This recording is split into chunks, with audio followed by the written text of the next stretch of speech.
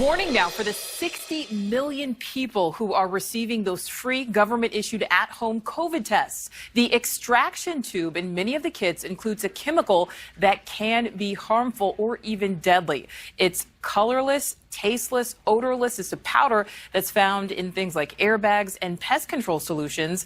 Maya Belay from our Cleveland station checks in with Poison Control for a look at the potential dangers. Ohio poison control centers are sounding the alarm surrounding a liquid substance called sodium azide, found in some at-home COVID testing kits that could be toxic to children as well as adults if used incorrectly. Our toxicology community has been both surprised that this was the ingredient in some of the kits and also concerned. We have seen exposures in all age groups.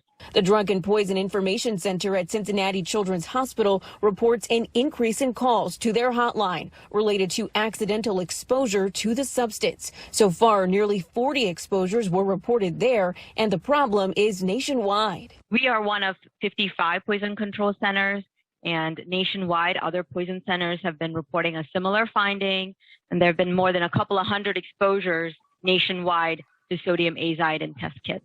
Doctors advise parents to keep the kids out of reach of children, and when testing children for COVID at home, to make sure they are supervised in order to avoid any adverse side effects from exposure. Sodium azide can be toxic to humans, to animals, and things that it can cause that we would want to look out for would be like low blood pressure, weakness, fatigue, people passing out.